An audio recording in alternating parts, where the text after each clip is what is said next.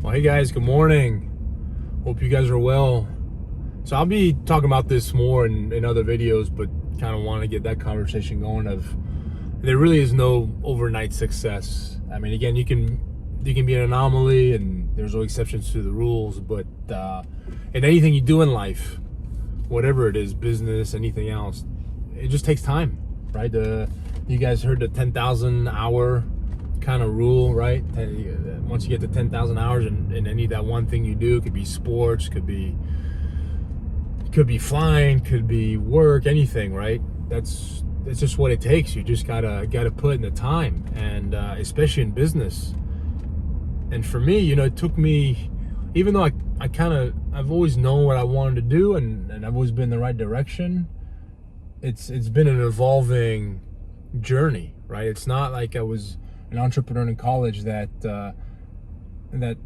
found that one idea that I really wanted to do and did and grew that business from there, and then that's what I've done since. It hasn't been that. I've been in the right direction.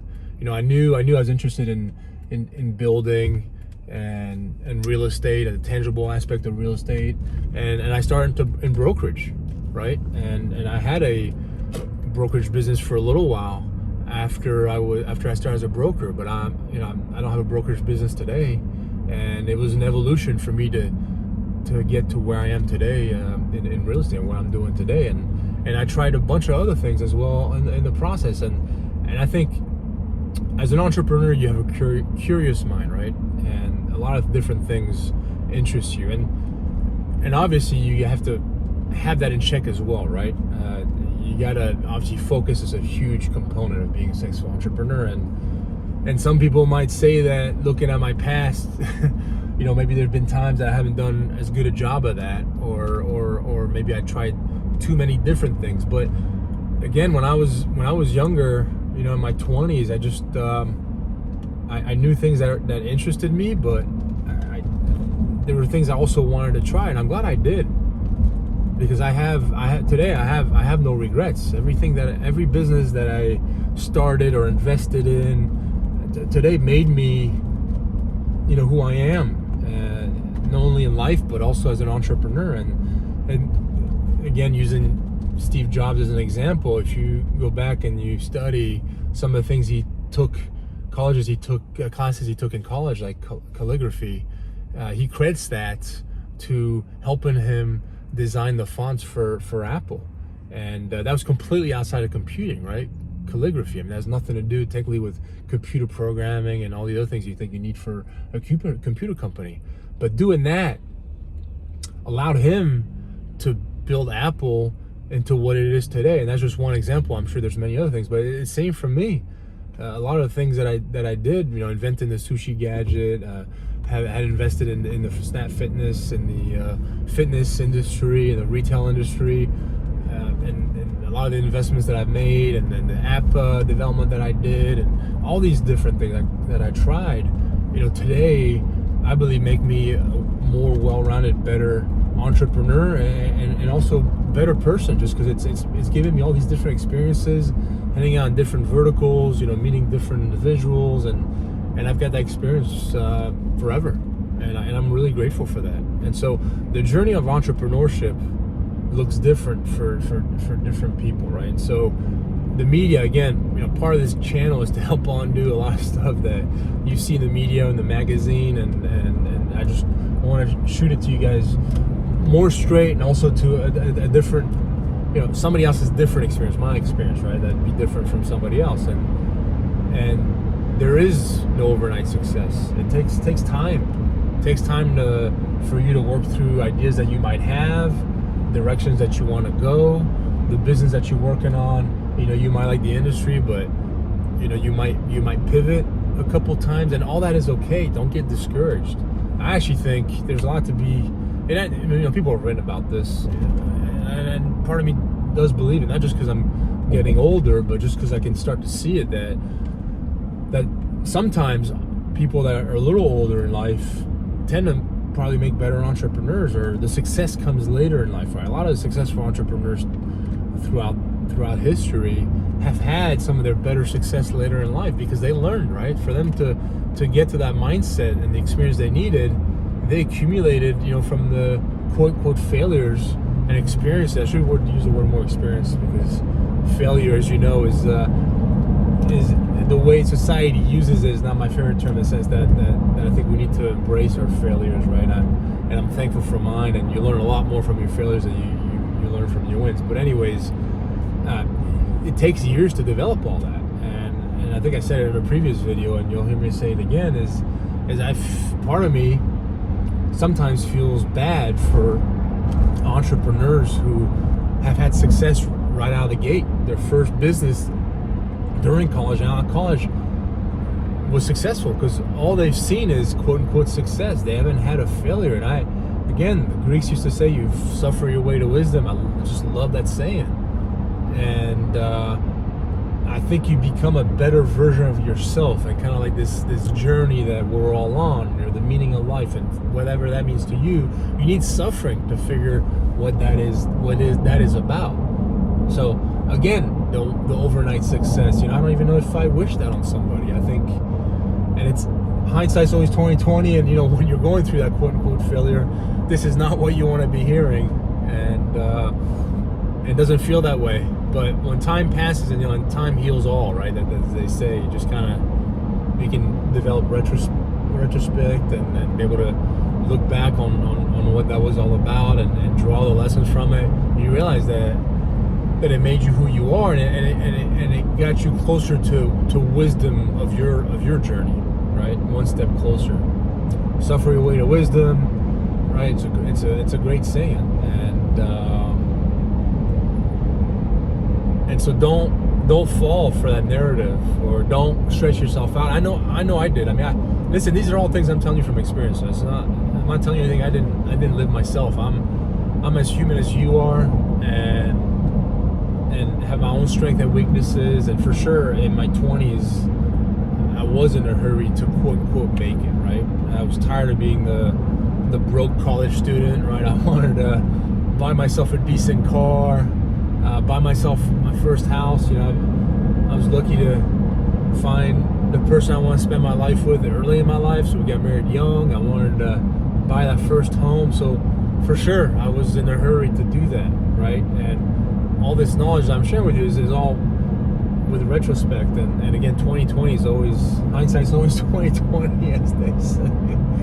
I love that American saying. There's a lot of truth to that. And so all I would ask is, don't be in such a hurry. Don't compare yourself to other entrepreneurs that you think have made it overnight, or what the media tells you they think they've made it overnight. It just doesn't happen that way.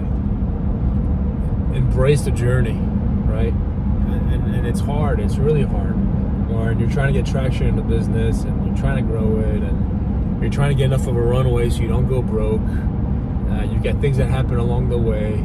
It's hard. It is hard. It's really hard. But my high school coach used to say, if it doesn't hurt, it's not working. Again, back to suffering your way to wisdom. You need that healthy pain to go through life. And that's probably a good way to say that, healthy pain. And entrepreneurship is front and center to that, right? Because you don't have that salary job, right? You don't have that steady income coming in, right? You don't have that safety net, which makes it all real.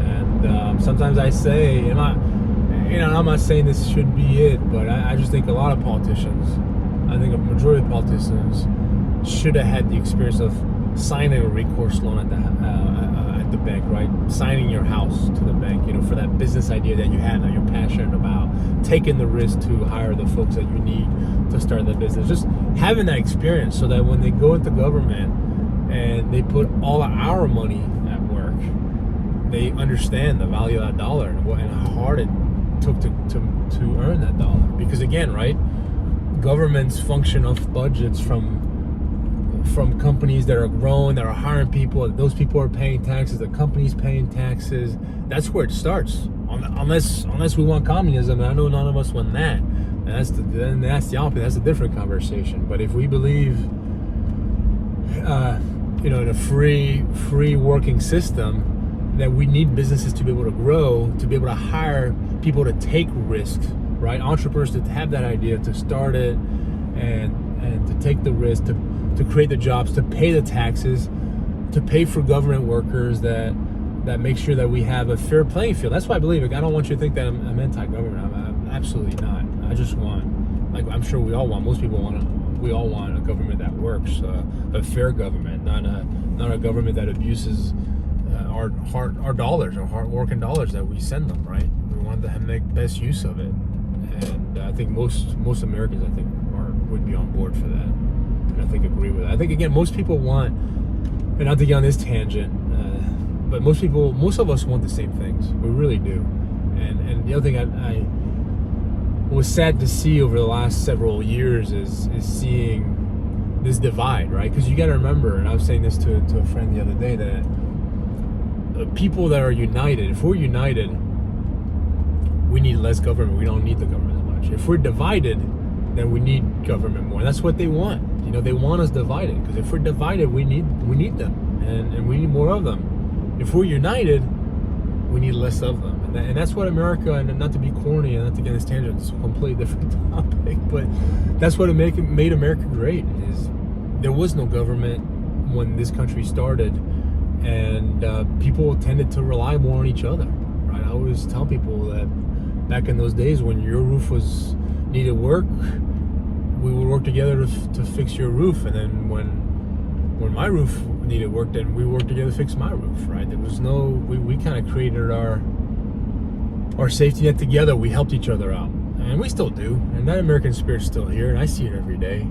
I just want us to remember that, and that's way off topic from overnight success, but it takes all that, right? It takes all that to make business work. It takes a good functioning American system to be a successful entrepreneur. You know, I'm from France originally, and again, I'm not saying it's impossible. Nothing is impossible. So it's not impossible to be an entrepreneur in France, but let's just put it this way: it's 1,000 times harder, at least, than in the U.S. Right? First, it's a smaller market. It's not an English-speaking market, and just the regulations and the government and taxes, and just that's why most people don't start a business in France, because it's so hard. And here in America, it's so much easier, right? You can file an LLC in an afternoon, in a couple hours now, and you could be up and running and have your business cards, and people are willing to give you a shot, right? Where in France, they're a lot more worried about, you know, you're able to perform, and it's just remember that you know, don't take that for granted. You're in a country where you can start that business idea. It can quote unquote fail, and you can go start something else, and that's just great. And people, and the society needs to stay that way. You know, when you tell people, "Hey, I did this business, I did this, and that didn't work out," they're not there telling you, well, what a loser, right? People are there, great. You know, you tried. Now let's go do something else, and that's what made. And again, I don't want to sound like the corny entrepreneur immigrant, but that's what made America so special in that sense. Is you can do that, and today you can still do that, and I hope it stays that way. I hope we all fight to keep it that way. And again, that's why I'm doing these videos, to play my small part in reminding people of all this, but also don't get bamboozled by the media and Hollywood and the bling bling and the TikTok, whatever it is. You know, people want to make entrepreneurship seem so simple, and it's doable. Anything's doable, but again, if you pick the right vertical, right? I did a video the other day, right, that we talked about make sure your business is aligned with who you are. If you're in the right industry, if you enjoy that industry, and you just keep plugging away at it, as I tell you, every industry is always evolving. There is a business opportunity in every industry, and if you like it and you stay with it, you'll find it. And if that first one doesn't work, then you'll find another one to do. But at least you're in the right vertical, right? You're in the right space. And that's what matters. Don't go chasing, you know, again, I use the example of AI, right? Because that's just the one that everybody talks about right now. Or robotics, all those things that people talk about and see Tesla do and all that. Well, if you're not, I was about to use the word passionate. If you're not interested in that vertical, if you're like in the gut, if you don't feel drawn to that, excited about that, then don't go. It's not because you're seeing the news there's a bunch of money. Trust me, that's the fastest way to fail as an entrepreneur. is to go work on something because you saw the news and you think there's a lot of money there, and you're just chasing that dollar, but you have no interest. You don't like robotics. You don't like coding. You don't like AI. You don't have it in your life. That's the other thing. Are you incorporating this stuff in your life? So make sure you think through all that. Just remember, it's not overnight success. Don't beat yourself up if you're even 20s, 30s, even 40s. If you haven't started yet, if you take care of yourself physically, today's technology, we can live a long life. Knock on wood, barring some crazy illness. But it's a marathon, not a sprint. That's another thing I like to say. Entrepreneurship is a marathon, not a sprint, and it's a lifelong journey. If you're an entrepreneur at heart, then it's a lifelong journey, right? And you're always evolving, you're always getting better. Every experience makes you better. So just don't be such in a hurry. And take your time and enjoy the ride, enjoy the people around you as much as you can. Be thankful, be grateful. So I appreciate you guys tuning in. As always, you guys know, subscribe, like, comment. Comments help drive the conversation, especially questions in the comments would be great. So I can go down rabbit holes on these topics that you guys might be interested in. Again, I'm so in the weeds of being an entrepreneur that maybe I'm missing some glaring topic that a first-time entrepreneur would want me to talk about. So feel free to comment below, and look forward to it. Stay well.